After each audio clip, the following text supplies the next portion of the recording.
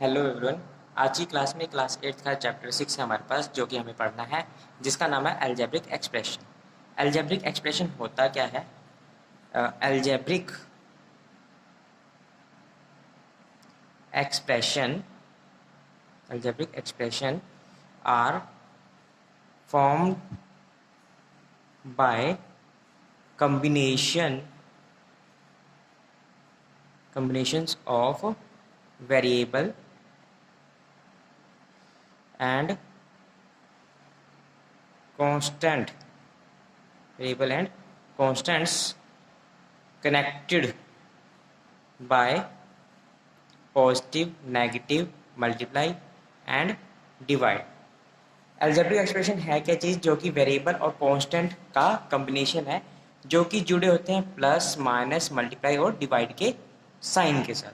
For example जैसे हमारे पास हो गया 5xy, यहाँ पर देखो तो ये कांस्टेंट हो गया, x और y क्या है? वेरिएबल।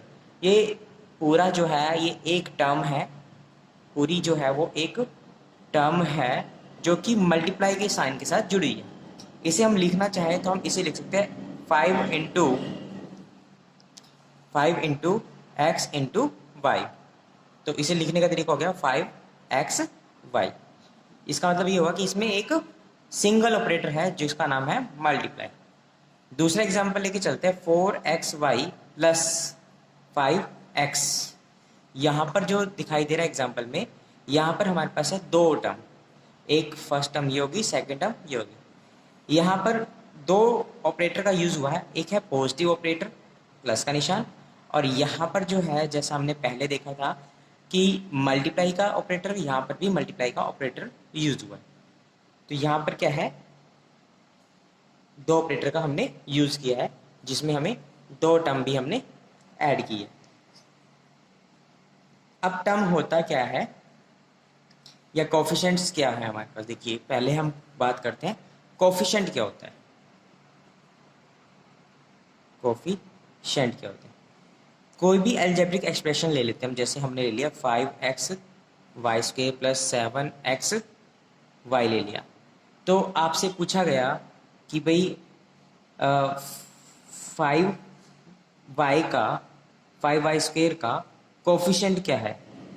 तो अगर आप यहाँ पर देखो तो यहाँ पर 5y² दिखाई दे रहा है, उसे छोड़कर जो बाकी का बच गया यानी कि x बचा, ये आपका क्या कहलाएगा? कोफिशिएंट कहलाएगा। ये क्या कहलाएगा? कोफिशिएंट कहलाएगा। या फिर आपसे ये क्या कहा गया कि एक्स वाई का कोफिशिएंट बताओ। तो एक्स वाई जो है वो आपके पास यहाँ पर और यहाँ पर दोनों में दिखाई दे रहा है। तो यहाँ पर अगर हम इसे चेक करें तो 5xy लिख सकते हो और इसे लिख सकते हो 7xy। तो यहाँ पर देखो एक्स वाई को छोड़ो तो बाकी बचा 5y। तो ये आपके पास क्या हो गया? ये कोफिशिएंट हो गया। प्लस में अगर हम यहाँ पर देखें तो यहाँ पर जो कोफिशिएंट बना वो बना हमारे पास 7, यानी कि जिसके कोफिशिएंट के बारे में पूछा जा रहा हो उसे छोड़कर बाकी जो पार्ट बचेगा वो कोफिशिएंट कहलाएगा। फॉर एग्जांपल मैं एक और एग्जांपल लेता हूँ। मैं एक और टर्म लेके चलता हूँ जिसमें मैंने लिया 5xyz, और मुझसे यहाँ पूछा गया coefficient of z। Coefficient of z की बात करें तो z को छोड़कर बाकी जो रिमेनिंग पार्ट बच गया 4xy, ये हमारा क्या कहलाएगा? कोफिशिएंट कहलाएगा। आगे हमारे पास आता है न्यूमेरिकल कोफिशिएंट। आगे आता है हमारे पास न्यूमेरिकल कोफिशिएंट। न्यूमेरिकल कोफिशिएंट का मतलब है कि वेरिएबल के साथ जो हमारे पास कांस्टेंट टर्म लगी होगी उसे न्यूमेरिकल कोफिशिएंट कहेंगे, उसे हम न्यूमेरिकल कोफिशिएंट कहेंगे। जैसे 3x है हमारे पास, तो वेरिएबल के साथ में जो कोफिशिएंट लगा 3, वो क्या कहलाएगा? कोफिशिएंट कहलाएगा। वेरिएबल के साथ जो नंबर लगा हुआ है वो क्या है? न्यूमेरिकल कोफिशिएंट है। एक और एग्जांपल लेके चलते हैं, जैसे -12xy² है, तो इसमें न्यूमेरिकल कोफिशिएंट क्या होगा हमारे पास? तो -12 होगा, क्योंकि वेरिएबल को छोड़ दो, न्यूमेरिकल की बात की है यानी कि कांस्टेंट टर्म की बात होगी और साइन इसके साथ ही इंक्लूड होगा। वेरिएबल को छोड़ने के बाद जो बचेगा वो न्यूमेरिकल कोफिशिएंट कहलाएगा। आगे हमारे पास आता है लाइक टर्म। लाइक टर्म क्या होती है, इसी में हमने पढ़ना है लाइक टर्म्स के बारे में।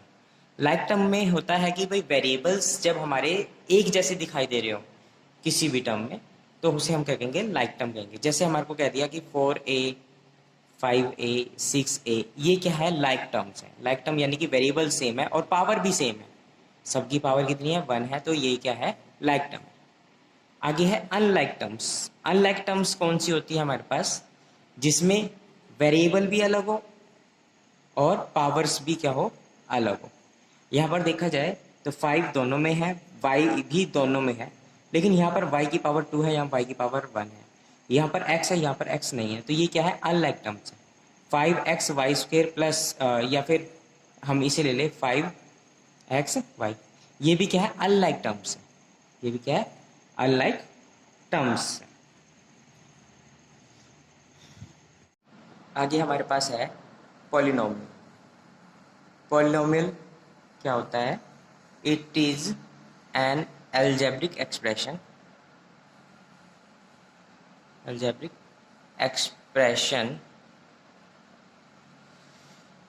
which consists of variable, coefficient and constant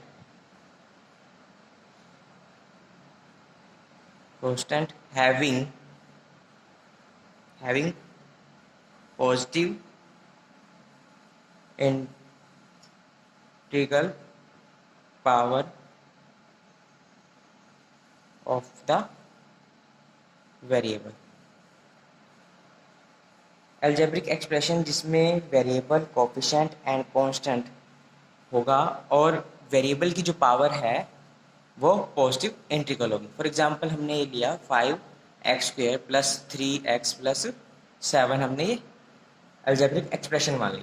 इसमें क्या है, जो हमारे पास वेरिएबल है वो हमारे पास x है।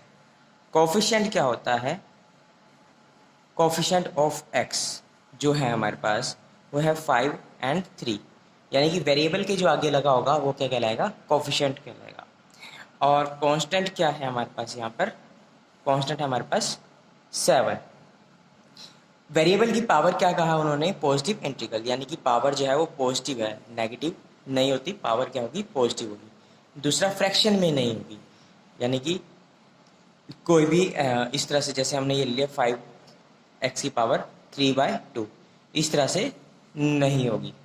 और ना ही रूट के अंदर होगी, जैसे 5√x, यानी कि ये फ्रैक्शन का मतलब है इसका कि भाई 5, इसे हम लिख सकते हैं x की पावर 1/2, तो ऐसे भी नहीं चलेगी। तो ये पॉलिनोमियल जो है नहीं होते।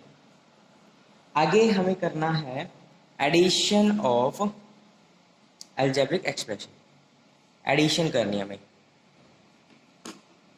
जैसे हमारे पास दे रखा है 5a माइनस 2b माइनस सी और 4a प्लस b प्लस सी मुझे गिवन है।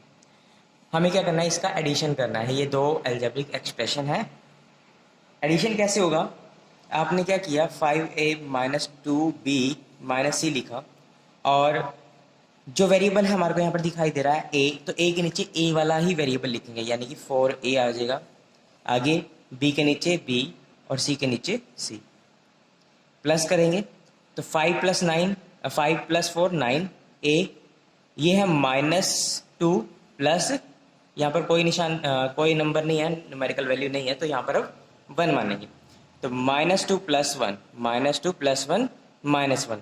अपोजिट साइन है, निशान वो जो आएगा जो बड़े के आगे होगा, बड़े के आगे होगा, लेकिन सब्ट्रैक्ट करने के बाद। तो यहाँ पर क्या आएगा, -1b। अब यहाँ पर -1 है, यहाँ पर +1 है, तो ये क्या हो जाएगा हमारे पास, 0 हो जाएगा। यहाँ पर 0 हो जाएगा।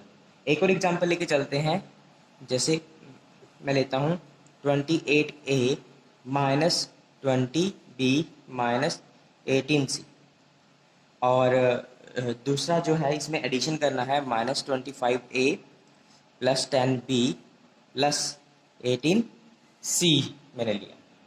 तो यहाँ पर क्या होगा, देखो इसी के नीचे ये लिखेंगे -25a, बी के नीचे b और c के नीचे c रखेंगे।